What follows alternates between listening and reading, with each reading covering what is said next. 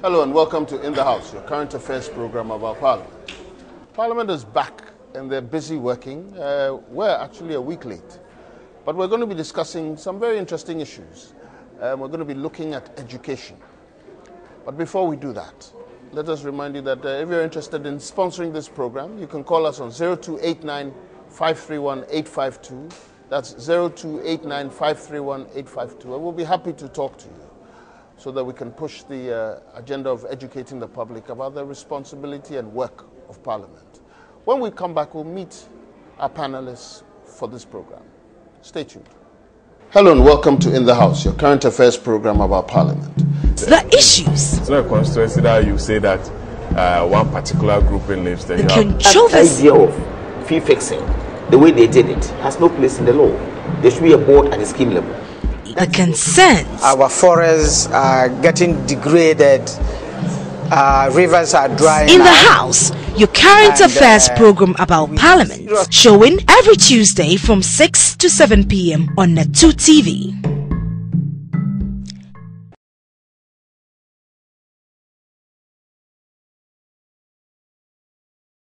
Welcome back. This is In the House, your current affairs program about Parliament. We're looking today at a specific matter of education, and therefore we're going to be talking to the Education Committee. I'm privileged to have on the program the chairperson or the chairman for the committee, the subcommittee, select committee I believe it's called, on education, the Honorable Mathias Puozaa. He's also the member representing, and Honorable, you have to help me on this one, Dafiama Busie Isa constituency. That's perfect. It's a new one. Yeah. We'll be talking about that one. Okay.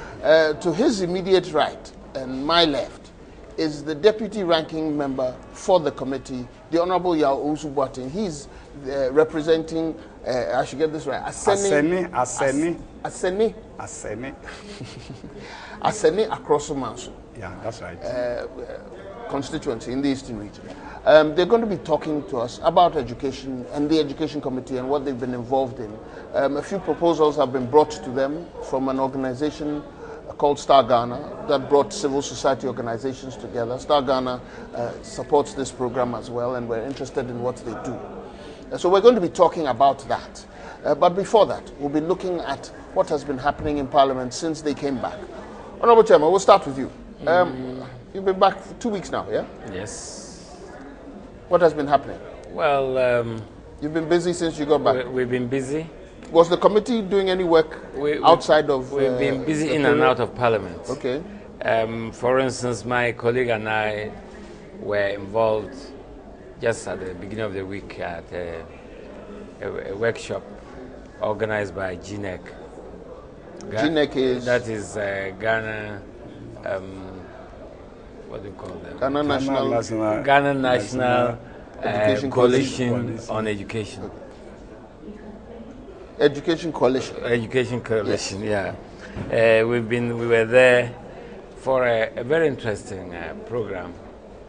That is, they launched a document on on decentralization, and it's just a study on the way to go as far as the decentralization in education is concerned. Well, what other things have you been doing since Parliament came back? Well, thank you, and greetings to. And welcome to the program. Yeah, and greetings to you. Thank you, and greetings to your viewers.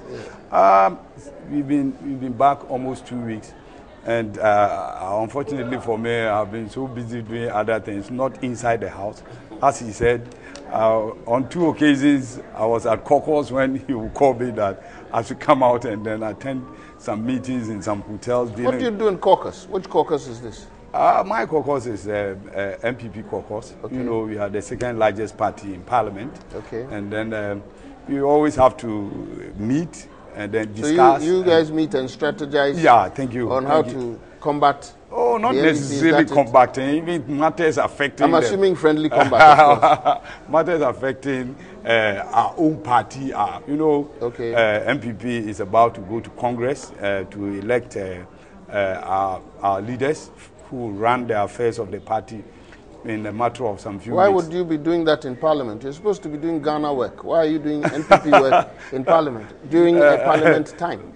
Not Parliament time, because Parliament starts at 10 o'clock, and usually we meet before 10 o'clock. Okay. So, and at times we also think about some of the things that are on the program for the week, Okay. and then we think through how to come into consensus as to the kind of things to say, not to say, and the positions that we have to take so that we don't have contradictory positions at plenary. So these are some of the matters that we discuss at caucus. Actually, what you've just done exposes some things that the public tends to want to know about. And I suspect that your party also does the same thing. The parliamentarians don't say what they want to say. They say what the group or the party wants to say. Is that the case? If you don't agree with what is going on, Not necessarily, but because your so. party said you should say so, you say so. No, not necessarily so. That's what the Honourable and his caucus just did. They went to a meeting. That is not what I said. No, you didn't say that, but you went to a caucus meeting. Yeah. You know, there are normally certain issues that when they are highly political, then you have people, the party has its position. And if you are a member of that party, that caucus, you can't be speaking outside what your party thinks. Okay.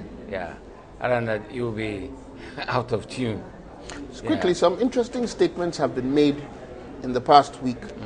Would you want to comment on any of them? I know, for example, this matter of the houses being destroyed. Yeah. There's a matter of the money. There's a matter of Legon and the tolls. Yeah. I mean, all kinds of topics have been raised. Yeah. I'll start with you. Any comments on any of them quickly before Well, we take a break? the Legon toll issue came up, and it was referred to. What was your initial reaction to it? Personally, Yes. as a person, I have always supported tolling. I mean, I don't know what Ghanaians think. Even roads that have not been paved, I, as an individual parliamentarian, I have the chance. I would say that in order to improve the road stock that we have, we should toll all roads and make sure that the money is used for that purpose. So in principle, you thought it was all right? Yes, in principle, I support tolling. So what happened in Parliament? Well, in Parliament, it's still not the decision is not out. Yeah. We met at a joint caucus referred to us by the Speaker that this Legon issue is a matter of education. It's also a matter of roads. So the joint select committees on education and roads and highways met, and we brainstormed, and then later on we brainstormed. And we also looked at the various acts or laws that are existing on roads and education. And to inform ourselves better, we actually invited the Vice Chancellor and his team to come and brief us from their perspective why they did what they have done. And then we are even in the process of getting the Minister of Education herself also briefing us so that we can come to consensus as to exactly what we should report to the House. I have my own ideas, but I can't get them out. In fact, earlier we invited the Minister of Roads and Highways, as well as his team, technical team, to really inform the committees on what type of rules should be told, and the law behind the law behind tolling in the country. Okay. Yes. What are the other topics that were raised? The buildings that were broken? Well, that thing, it was also brought to the House. Yes, our colleague from Tema West made a very brilliant statement. And, well, generally, every member, all contributions were supportive of the view, the position that it was wrongly done. And the view of the House is that if it is to be continued, at least the various agencies involved should ensure that the process followed is the normal one. That is, the people should be informed, and whatever should be taken out of the place should be done. Are any directives coming from Parliament? Does Parliament have the authority to give directives on things like that? No, for now, the Speaker has really set up a committee another joint committee to look into this issue, and that is the Works and Housing, Lands and Forestry, and then the Legal Committee. Legal and Constitutional. Legal and Constitutional Committee. They have been asked to. So what happens after that? No, they will definitely submit a report to the House, and the House will now take a decision. And I guess what I'm trying to glean from you is, therefore, Parliament can actually ask for certain actions to be taken. Yes, on behalf of the people, because this is the best house, the best place where such decisions can be taken, because everybody in this country is represented here. So, any other things you want to highlight quickly? Because we're going to see, on that issue, I want to be a little bit critical. You realize that we live in a country where we do not plan anything. I mean, it's incredible that a country like Ghana, we have people putting up houses and places that they are not supposed to build. Quite recently, it rained in Accra. There have been, and it's like we live in a desert. The whole place became flooded. I wasn't here, but I saw it on telly, and that was incredible. What is town planning or the city planning agencies doing? And even if on our program, we ask, what is Parliament doing about town planning? Because you have the power to summon them. That's how we understand it. We make the laws. Yes. And the laws are not policed by Parliament. No. And that's not our job. But you have a certain capacity we have to hold them responsible on our behalf. Responsible like this one. Yeah. Maybe, who knows, we could tell them that the government should pay compensation to. This a view that the government may have to pay compensation to those whose buildings are destroyed. But we cannot sit down idly watching on and then getting some properties being put up and being destroyed when we don't even have a lot of homes in this country. I mean, why don't we do the right thing, guide them, we obey the rules and get the right things done at the right time? You see, yes, I think, as he's rightly saying, that it's the agencies that are involved in the implementation that are not doing their work. And these are the people that should really be punished. Which brings to the question that the public wants to know. What are you as parliamentarians or as a house going to do with regard to making sure that those things are done? If there's punishment, so be it. Yeah. How are you going to enforce it? How do you propose to do it? How should the public look forward to something like that? Well, for now, I think it would be wrong for us to suggest anything. Right. You mean that's just the two of you? Let's leave it at that. But we should expect that Parliament will do so. But then we should expect that Parliament will act on it. Yeah, but certainly that's what I said earlier, that there will be a report and the thinking of Parliament will come out as to what to do and what not to do. Yes. Like he was saying, the two of us may have even different views or the same views, but it will be all views on this matter will be channeled into a report approved by the House, and then whatever thing that has to be done should be done. Maybe it may guide us as to planning for the future or instantly in the short term as to what to do to those who are suffering and that kind of thing. It's something that is a matter for every member of the House rather than just the two of us. Okay. Well, if you find it exciting already, it's going to get better because we're going to be talking about education in particular. This is a matter of concern to everybody and for everybody. So stay tuned. We'll be right back. Hello and welcome to In the House, your current affairs program about Parliament. The issues. It's not a constituency that you say that one particular grouping lives there. The controversy. The idea of fee fixing, the way they did it, has no place in the law. There should be a board at the scheme level. The concerns. Our forests are getting degraded. Rivers are drying In the House, your current affairs program about Parliament, showing every Tuesday from 6 to 7 p.m. on Net2 TV.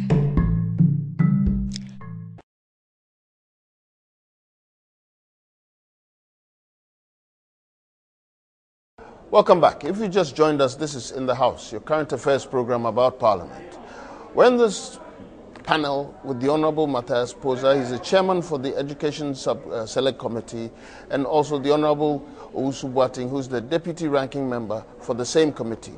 Honorables, I'll start with the chairman. The Education Committee, if it were true, they would say, what is your target this in this your our job. Yes. Yes. What is the general aim? Wow. Briefly, because the real issues we're going to deal with. But what is the general objective of the Education Select Committee, like all other committees in Parliament, are there to represent. I mean, the committee is there to really take care of issues, all issues that relate to education, right from budget down to supervision, monitoring, and even arbitration in educational disputes. Right. So it covers every aspect of education. So you deal with just about everything, and everybody is your responsibility. That is everything that has to do with education, right from primary to the university. Chairman, you've been chairman for 2 terms. Yes. This is your second term as chairman, and you've been ranking member. Yes. For a term. Yes. Basically 12 years of... Not ranking. I was deputy ranking. I had a very serious... The tenure was the ranking. Okay. So for 12 years, you've basically... for my life in Parliament. So far. You've been, for my life and you're an educationist. Yes. Generally, how are we handling our education, especially when it comes to Parliament's involvement? I know the general picture, everybody has an idea, especially when it comes to Parliament's involvement. I think Parliament has been doing very well as far as education is concerned. Just like I was saying, or we said earlier on, just yesterday we were involved in, will I call it arbitration? We were asked to look into the Legon tolling issue. It's an educational institution. Yes. And whatever happens there is our concern. And earlier on in the week, where both of us were at a workshop organized by GNEC to see the way forward in the education implementation decentralization program. We're both there. And earlier on in the year, last year, at the total end of the year, we're on the budget. So, and we treated the budget, met all the agencies on the Ministry of Education, and right now we are planning what to do next in our monitoring role, the monitoring program that we have set up for ourselves. So it's a very busy committee which attempts to handle every issue that concerns education. Honorable Boateng, you've been on here for 2 terms. I'm beginning this. I'm talking about the Education Committee. Yes. This is your 2nd term. Yes. Same question to you, but with a bit of a twist. What is the effect of your work on education? How should we be able to tell that it's because of Parliament that this and that is happening? Oh, well, I think we've been talking some successes. Yeah. For example, he knows that I'm one person who is passionate about providing toilets to basic schools. It's the idea didn't come just from me, but the whole panel, we've been thinking of it, and all of a sudden I became an advocate for it. And AMA, so far as my information is concerned, is now trying to put toilets for almost all schools in Accra. That's incredible. And it was a push from this committee. Yeah. And last year, Ghana government put up a minimum of 45. And this year, we had a promise that one of our development partners is trying to put up 200 and roughly 250 thereabout. But so, as a side comment, isn't it a bit embarrassing that foreigners have to do our public our toilet facilities first? That's a side comment. Well, I know, but at the same time, I always say that as for development, whoever wants to help you to develop, but why would we put up structures without these in the first place? It's because of our culture. Our culture says don't put them there. In Ghanaian or African culture, excuse me to say, toilets is not something that we think of. We think of rooms for people to stay, but not toilets. No. So if you come that. from the coast, your where you are supposed to ease yourself Go is slow, along, go slow, go slow, go slow. it's along the beach. In the forest, those of us who are forest products, when you go to farm, What about the near desert people? they do it inside In the the sands. No. Within Ghana, we don't have that sort of that degree of desertification. Yeah. So you see, it is not part of our culture, but as we all are, pushing towards westernization, and of course the inconvenience of you finding it difficult to have a toilet and those kind of things. We are all realizing the importance of having some of these things in schools. At least water and toilets should be basic. So we can say the Parliament has had an effect on those things, or specifically your Education Committee. Yeah, has had those. I just zoom in on yes, that. That's It's a push from us. That's fair. That thing is being developed, and we keep on hammering it and hammering it. Yeah. But basically, we are all looking forward to a day where we have, as this document, improving access to quality. We have quality education for majority of Ghanaians. That is the aim. For the public's knowledge, this document you're referring to is something we'll be talking about very soon. I mean, that's the aim that we set ourselves this year. Right. And especially at the basic level, our meetings have focused on at least a minimum of being able to read and write at lower primary level. Yeah. And we have a lot of programs to roll on those kind of things in the coming weeks. So it's not a question of only staying in the house. What the Deputy Ranking just said pulls my mind to something. We're saying that the committee has to target reading and writing as a minimal thing to achieve at our basic schools. Yeah. Why should that come up, considering that that's the basis for going to school in the first place? Yeah. Why should that be a target? You see, in other words, there's something wrong with the system. Yeah. And why is it a target? You see,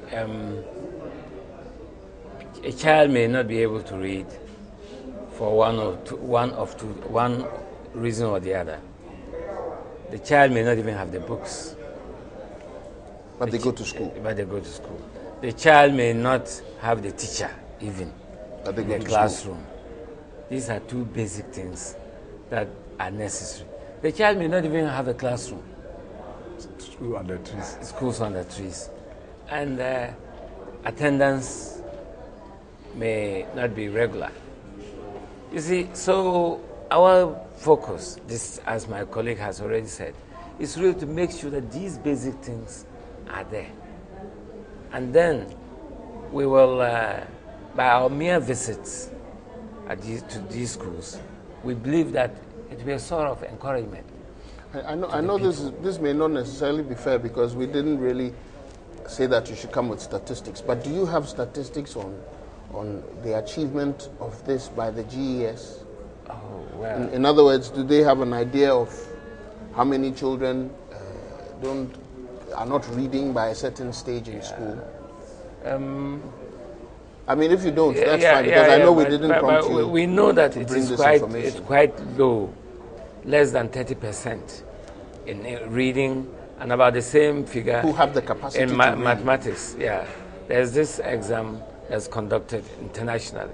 So compared to other countries, we are below 30%. That's terrible. We are very, very poor. Yeah. So, how are you going to execute this project you have?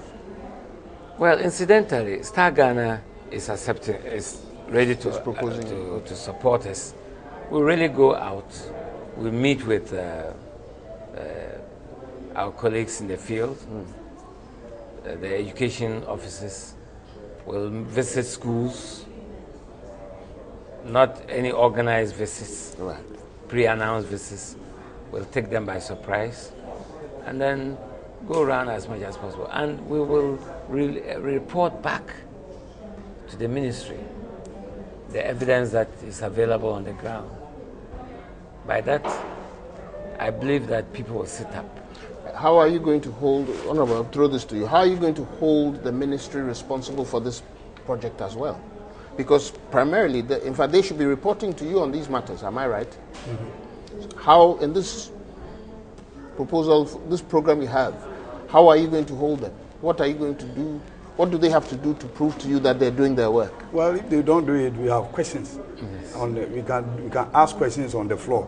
And I can tell you that my little experience in Parliament has shown that one thing no minister wants is being questioned on the floor. It's a frightening thing because, one, the question may be there, you can answer the question, but you don't know what the follow-ups are going to be. And I don't think any minister who is worth his or her salt will want this kind of thing to happen. So as far as possible, we should work to such an extent that you being brought to the floor to answer questions will be on the low side. So at least that is one mechanism. And again, you know, politicians and parliamentarians have frequent interaction with the press.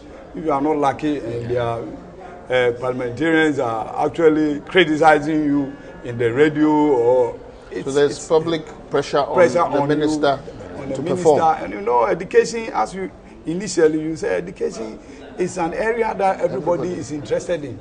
And that's the more reason why we spend nearly 40% of our national budget on education. So once it's there, everybody will want the child to be educated. Whether the person will become a president or will not have work to do is not what all of us think of. But we think of having at least a good education for our children. So the national psychic that all children should be well educated, even the poor want their children to be well educated, isn't it? Yeah, so these are genuine pressures which nobody organizes.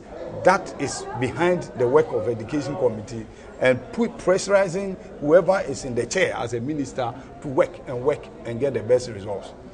Honourables, recently, Star Ghana, we've mentioned them quite a few times so far, put together a small document, and this is for the public to look at, improving access to quality education for all, collective challenge. We're going to take a quick break. When we come back, we'll delve into some of the issues they proposed to you, because this document was to you as a committee to look at. And I suspect that it fits into your agenda of pushing the issues that you've raised so far.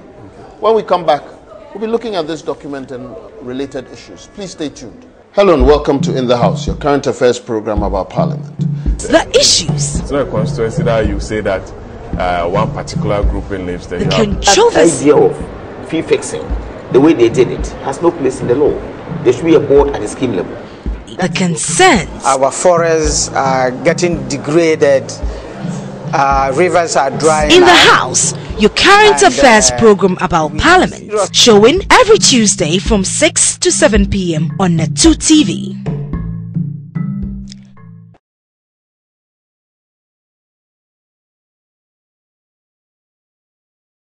Welcome back. If you just joined us, this is In the House, your current affairs program about Parliament.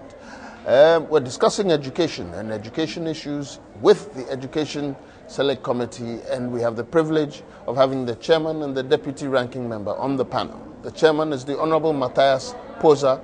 He's the MP representing Dafiama Busie Issa. Is up in the Honorable. You have to tell us a little bit about this new location. The last time you were here, it was a different one. It was Nadole East. Nadole East. Now you're going to. So when I finish reintroducing the Honorable Owusu Boateng, who's also a new constituency, although he was here under another one, and his is Aseni Akroso Manso. Honorable, okay, quickly before we get into the meat, what's this with what are your new borders? It's the same constituency. Okay. The only thing is that it's as old as a district. That is, since 1992, it's been there. And the issue is that Nadole district was Nadole East and Nadole West. Now the West is now Kaleu Nadole district. Okay. Being, under the leadership of Honorable Alban Bagbin. Right. And then the East, which used to be Nadole East, is now known as Dafiama Busie Issa. So it's just a renaming? Yeah, renaming. Okay. But because they brought in a new district? Yes, because the East has now been made a district. Okay. So my constituency has been upgraded into the status of a district. Right. That's just all of it. Ah, okay. Yeah. And the long name has been derived from the fact that the three paramounces that make up that district, felt that they should all be mentioned. Which is fair. So that's fair. For those of us who are traditionalists, we always go there first. Yeah, so that is why you have this. And it is a nice name, Dafiema Busie Isa. DBI. Honorable, yours? Well, yours also done? Yes. I'm the immediate past MP for Achimda. And then, Achimda constituency was, in terms of population, voter population or even population, was one of the largest in the Eastern region. I think second to, I guess, Atiwa, or one of the constituencies. So we were around 70,000. So in the breaking of the constituency into two, if it, in my view, was fair. And just a bit, slightly different, Asene, Manso, Akroso are the three most populous or largest towns in the constituency. Okay. So it happened that I come from Asene, but it's not that I didn't. You had no influence. No, I had no influence. Okay. I actually wanted the place to be called Asene Ishaim constituency because those were the borders. Okay. But the electoral commission, for one reason, did not even want to listen to Asene's voice. But we had one journalist called Samuel Boateng, who went to the electoral commission to press so that Asene was added. But that's right, because these three key towns, these are the three key towns in there. Okay. So that's how we came up with the same Asene, Manso, across. Back to the real issues of education, and Star Ghana organized the civil society organizations to put this document together on some of the key concerns within the educational system, issues of disability, gender-based violence, and even just the management on the district level. We have what you call the district education committees. There's an O in the name. It keeps slipping my mind. But these DEOCs are almost non-functional. Yeah. Star Ghana brought these recommendations to you in very general terms. Chairman, I'll start with you. In very general terms, what do you think? How do you handle such proposals when they come to you? Yeah. In fact, the normal thing we do is we call in fact, this presentation is normally made at a workshop or something.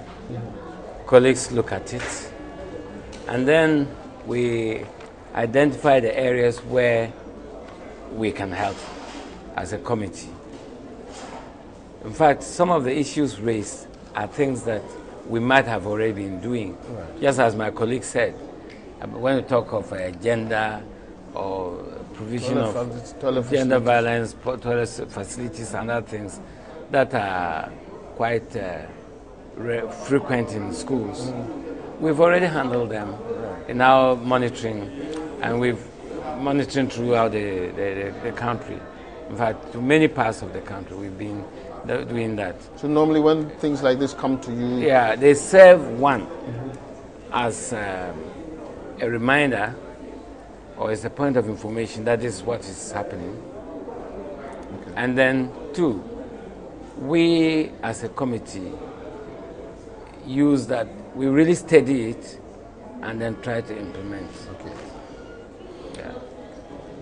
The issues that were raised to you, I'll pick them one by one so we can sort of quickly, in very general terms, look at them. For example, the Human Rights Advocacy Center raised some issues with regard to gender-based violence, very general things. And I think their biggest issue was that the protocols and the framework that would help the key organizations that handle these types of things within our educational system to be able to synchronize so that they can protect children. Gender-based violence, is this something that the committee has been dealing with? And this particular call that the HRAC, Human Rights Advocacy Center, is calling for, how do you see it? Well, I think it's a good thing that they are drawing our attention to that issue. So far as I can remember, he is much more senior to me, so I don't know whether they dealt with it before. But so far as I can remember, I mean, we just take it for granted. We have taken it for granted. And then they now bring it to our attention. Then our minds are focused on that so that we do something about it. I remember 2002 when I was teaching in London. There was a similar thing on this gender-based violence where a Canadian teacher, it was in the newspapers, a Canadian teacher was having illicit sex with boys, the female teacher. I mean, it came up, and it was reported to the news. It was all over in the news, and the lady was sent to court, and she was taken out from the country. I mean, she was, how do we call it, extradited or whatever, and then deported from the country. I am one of those who believe in institutions, as President Obama has told us, that this is something in every human institution. Some of these infractions are likely to take place. Right. It is not up to a committee, as I think we've not been even dealing with it. I mean, a committee to take it upon itself that we will make sure that this thing works. But we should try to help with our laws and establish institutions that can handle some of these situations when they do appear. So I believe it was a good thing that they have drawn our attention to something that we have not been thinking of, because it's at the peripheral of our destiny. We have been much more interested in how children can read and write, getting books, getting classrooms, getting access to instructional materials and those kind of. But it's just a human kind of thing, as I have already said. Some of the research that they did, and here's one line. It says, students often feel uncomfortable reporting gender-based violence to a teacher or person of authority for reasons such as the fear of being victimized, lack of confidentiality, and the fear that nothing will be done. These are the kinds of things they found out. They found out that 61% of students had not been told who to report cases of gender-based violence to.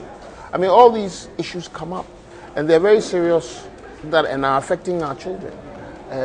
You don't know if the Ministry of Education, for example, is enforcing its responsibilities on this, or the GES.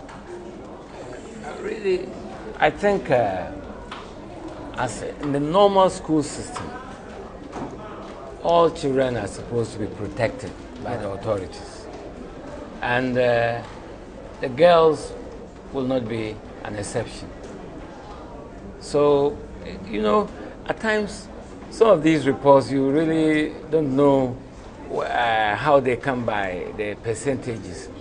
But the research. The research, yeah. You don't, whether it is really, whether they have a very good sample to really come up with some of these things. Because in Ghana, really, I've been in the field all these years. I mean, for the past 40 years or so, I've been teaching. And I think it is not very common in many places.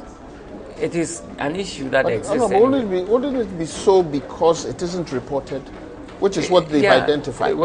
Like we said, we accept it, that there are issues, at times they raise issues that might not have caught our attention. And this might be one of them.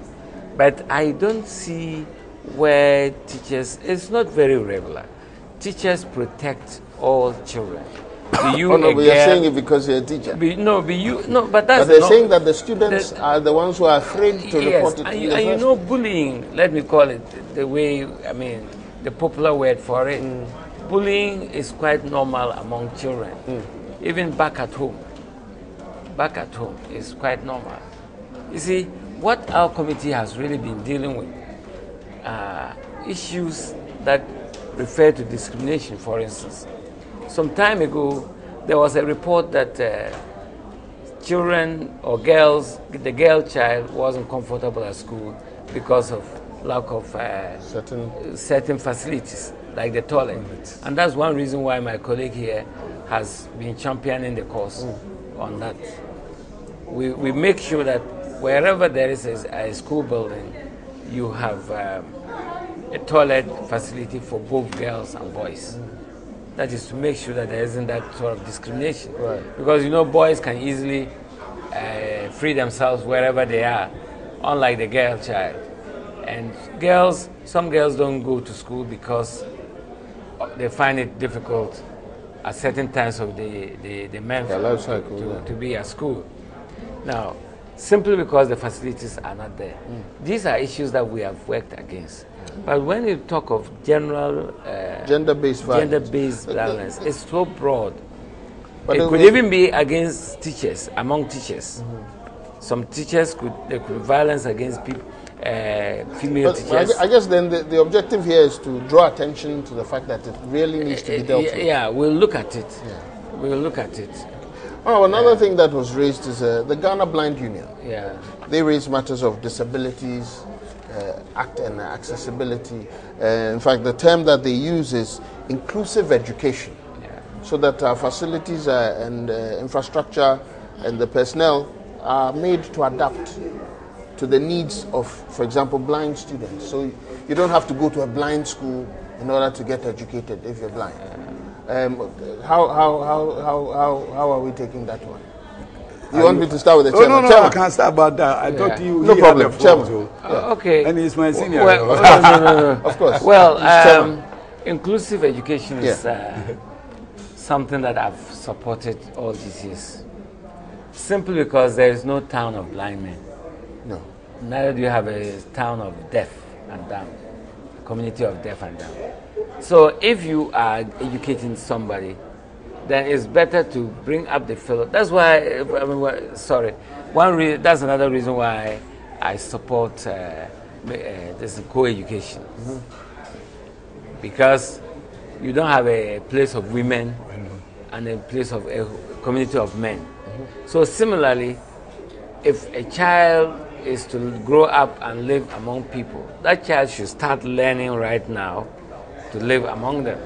So if the child is not sighted, it's good, or has poor impaired visibility, it's good for the child to be exposed right now to mix with people who can see.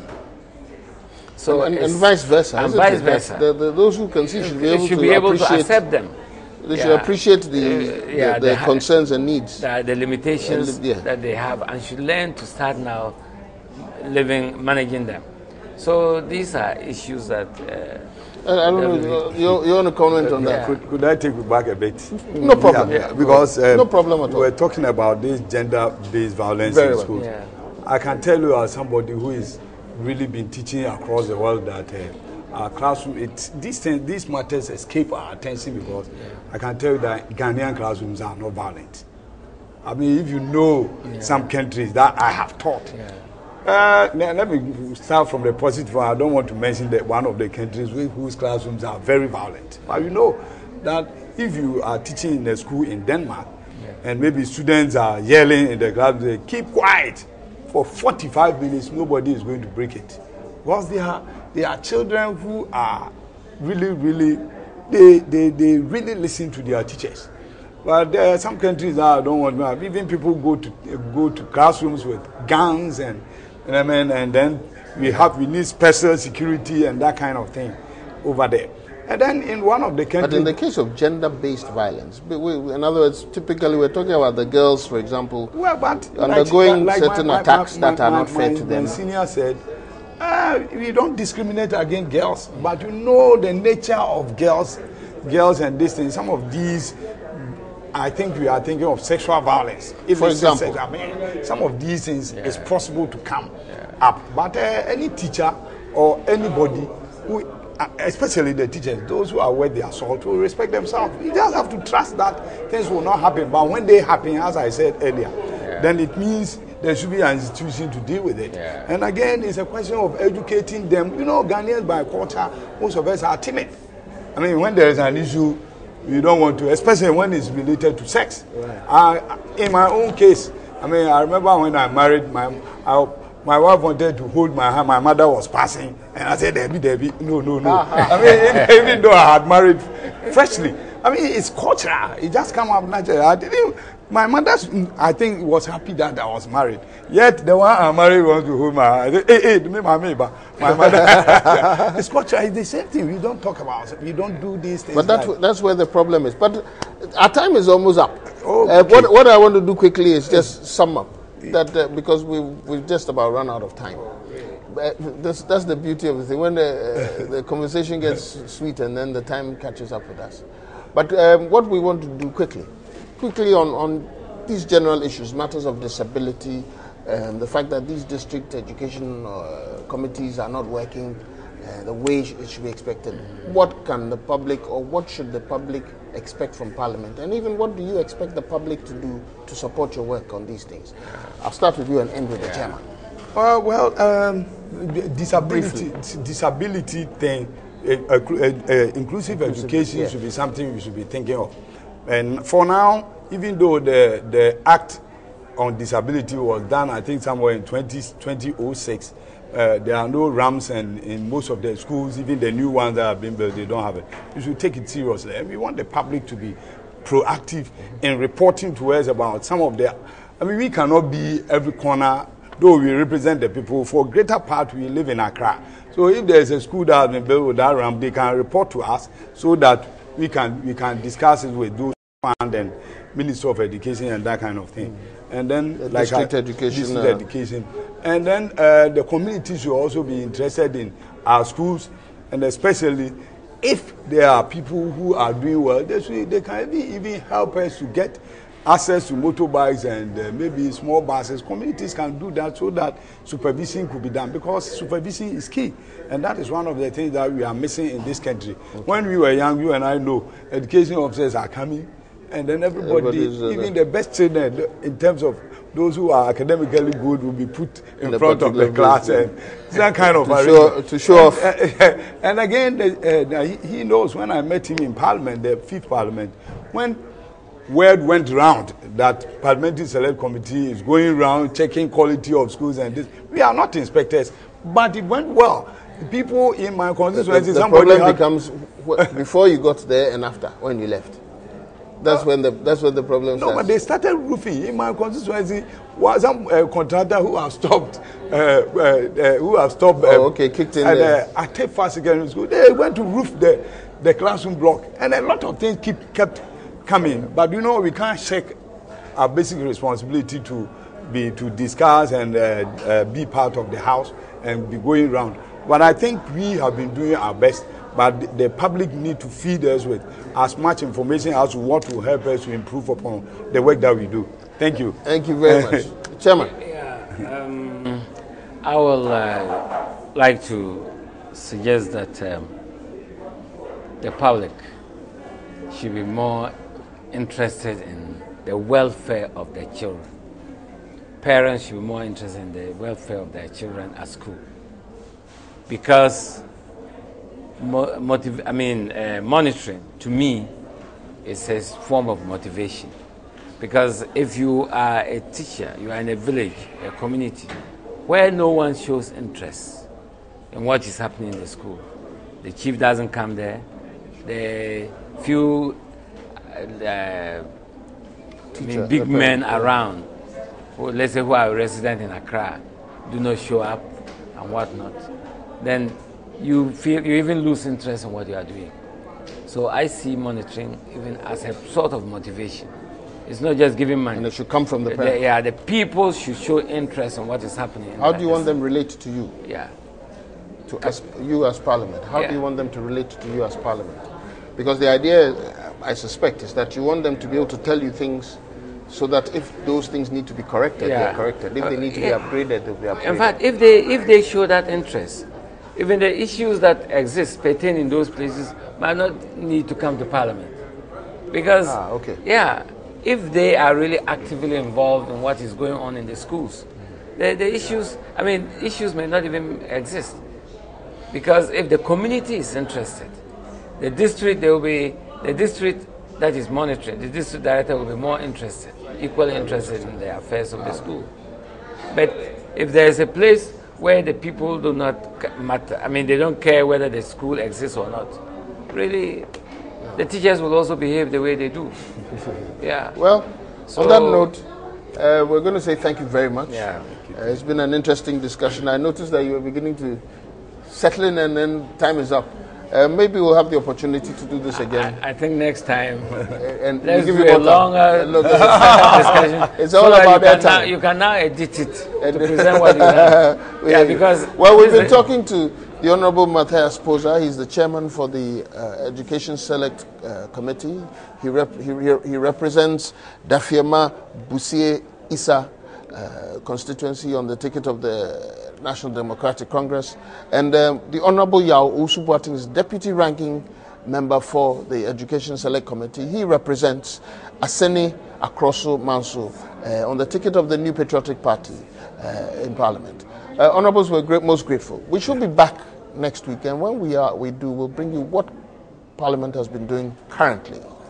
Till then, have a nice day.